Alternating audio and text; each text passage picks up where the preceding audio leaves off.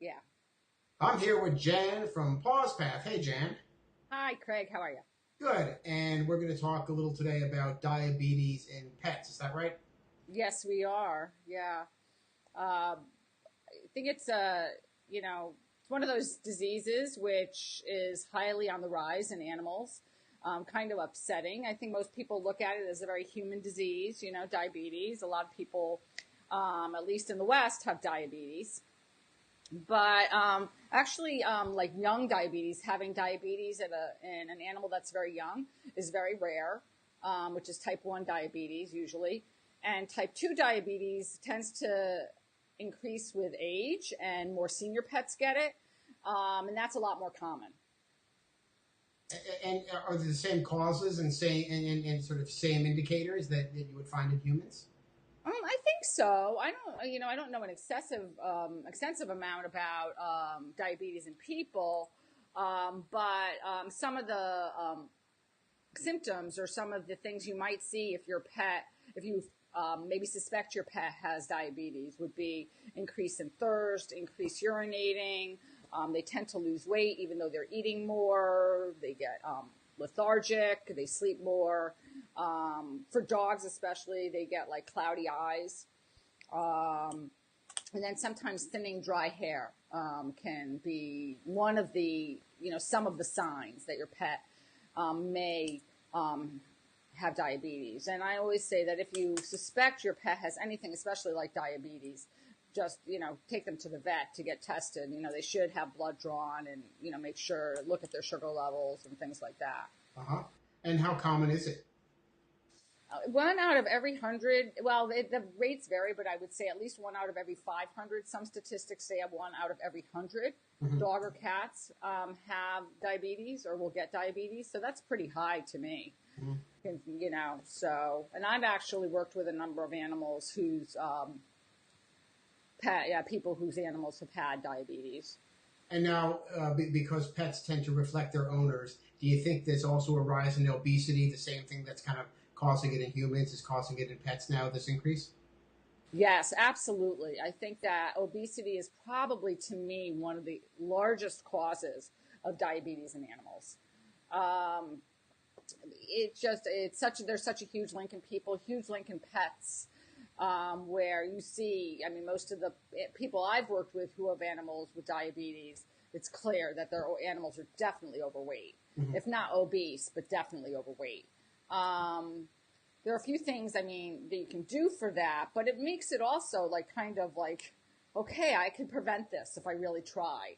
If I really watched my pet's diet and really helped my pet to maintain its weight, the likelihood of developing something like diabetes decreases. Yeah. Yeah. We know with humans, we see the carbohydrate laden diets that are increasing, causing this increase in obesity. Is it a similar thing happening in pets? Are pets having diets with that much more carbohydrates? Or, they're not eating bowls of Frosted Flakes for breakfast. Yeah, but the problem is that a lot of commercialized pet food, commercial pet food, is almost 80% carbohydrates. Uh-huh. And there's really, some people say that animals have a slight requirement for carbohydrates, but nothing like 80% of like a whole total diet. Right. So, buying higher quality food or even making your own or serving raw has a lot less carbohydrates. And, always looking for food where obviously things like proteins and healthy fats and vegetables are like priority on the list, Yeah. as opposed to, carbohydrates. Yeah. Yeah. Now, is there an exercise component in here also? Are pets just lazier than they used to be?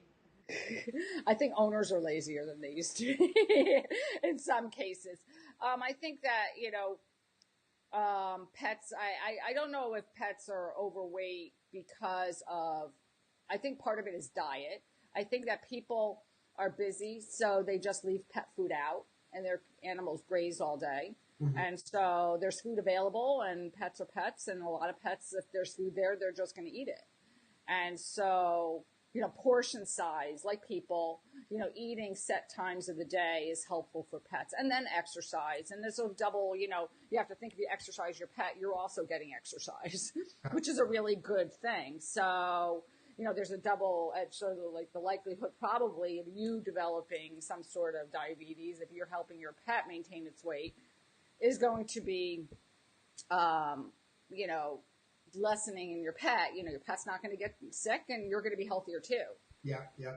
Now, you talked about a lot of carbohydrates in these pet foods. Are the protein requirements for dogs and cats the same? I heard that cats needed more protein. Dogs could actually use a little more carbohydrate. Is that true? Yes, I think so because dogs tend to get slightly more exercise. Mm-hmm. So I think they always say that dogs sometimes can, depending also on the breed, can use a little bit more, could use a little bit more carbs than, maybe cats do. I do know that there are a number of cat foods where the protein level is a little higher than it is for dogs. Mm-hmm. Mm-hmm. And then there's always this big debate about dry versus wet food and vice versa. I'd always heard, lately I hear that, which, it seems to change a lot. Lately I hear that, let's see, dry is better for cats. And then, wait, I'm getting this confused. I'm not quite sure, but I know that there is a difference and it seems to change. I think dry is better for dogs and wet is better for cats right now, but I've heard it go back and forth through the years. The negative things I think about feeding wet food to a dog or cat is they tend to, I think, develop more dental disease because the food is moist and tends to settle on the teeth. So that's my only, if you're going to feed your animal wet food, you have to make sure you're brushing their teeth.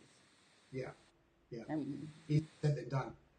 yeah, we did that blog. Everybody else can watch that video, the previous videos. Is there anything else on the list there that people can do to help their pets with the... Yeah, so exercise is always good. For cats, I say play with them.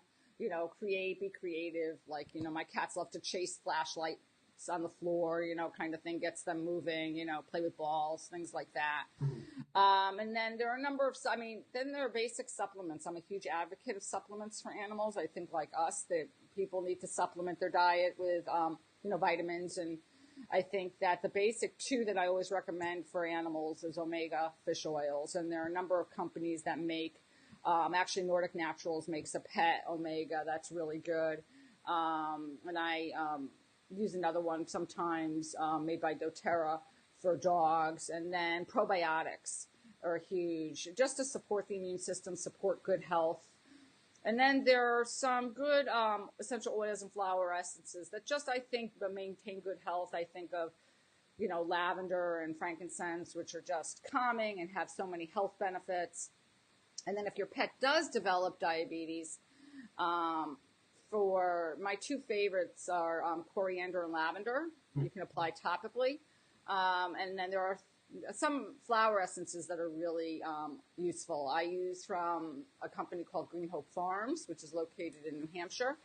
And they make three, which I like, one is for senior pets. You can use them on both dogs and cats. And they can be applied topically, or you can add them to water. Very easy. They don't really taste like anything. Mm-hmm.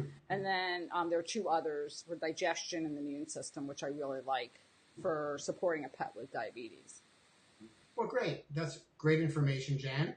Thank you so much. And we'll talk to you soon. Okay, thanks, Craig. Good day. You too.